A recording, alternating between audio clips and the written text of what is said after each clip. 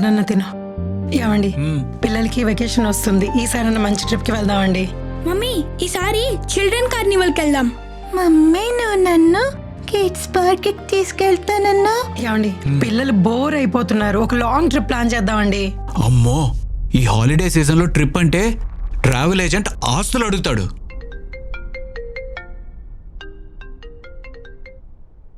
Hello. Hi sir, మేము SBI bank నుంచి call చేస్తున్నాం. మీకు క్రెడిట్ కార్డు ఉంది కదా? అవును, నేను ఈ మంత్ బిల్ ఆల్రెడీ పే చేశాను కదా. దానికోసం కాదు సార్, మీరు మా క్రెడిట్ కార్డు మంచిగా యూజ్ చేస్తున్నందుకు అండ్ మీ సిబిల్ స్కోర్ బాగా మెయింటైన్ చేస్తున్నందుకు మీకు కొన్ని రిడీమ్ పాయింట్స్ వచ్చాయి. అవి క్లెయిమ్ చేసుకుంటారని మీకు కాల్ చేశాను. సరే, నేను ఇప్పుడు కొంచెం బిజీగా ఉన్నాను, తర్వాత క్లెయిమ్ చేసుకుంటాను. సార్ అలా కాదు సార్, మీరు ఈ మంత్ లోపల పాయింట్స్ క్లెయిమ్ చేసుకోవాలి, లేదంటే ఎక్స్పైర్ అయిపోతాయి సార్. సరే, ఈ మంత్ ఎండ్ క్లెయిమ్ చేసుకుంటాను. ఇప్పుడు కొంచెం బిజీగా ఉన్నాను, ఫోన్ పెట్టండి. సార్ మీరు నైట్ లోపల క్లెయిమ్ చేసుకుంటే మీకు కొన్ని ఎక్స్ట్రా బెనిఫిట్స్ వస్తాయి సార్. బెనిఫిట్సా? అవును సార్, చాలా బెనిఫిట్స్ ఉన్నాయి సార్. Okay, 1 minute. చెప్పండి.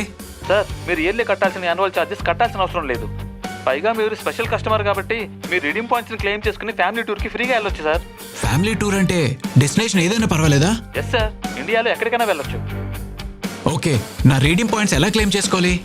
ఇప్పుడు మీకు లింక్ వస్తుంది చూడండి. వచ్చింది.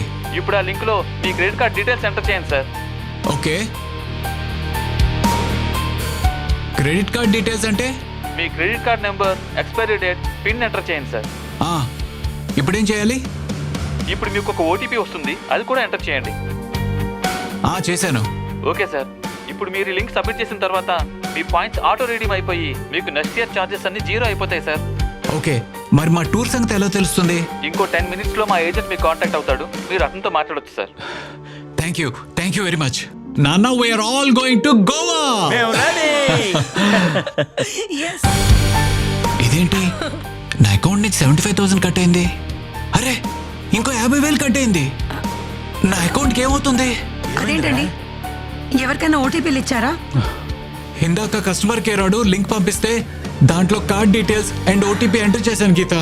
అయ్యో, అసలు ఎలా వాళ్ళకి ఓటీపీలు అవన్నీ ఇచ్చేస్తారండి? చెప్తూనే ఉన్నారు కదా ఫ్రాడ్స్ జరుగుతున్నాయని. కస్టమర్ కేర్ కదా, ఫ్రీ టూర్ అంటే ఆలోచించలేదు గీత. ఇంతకీ ఏమైందిరా? మోసపోయాం మావయ్య. ఏమండి, పదండి సైబర్ క్రైమ్ లో రిపోర్ట్ చేద్దాం. సరే పద. ఇది ఒక ముఖ్యమైన సందేశం.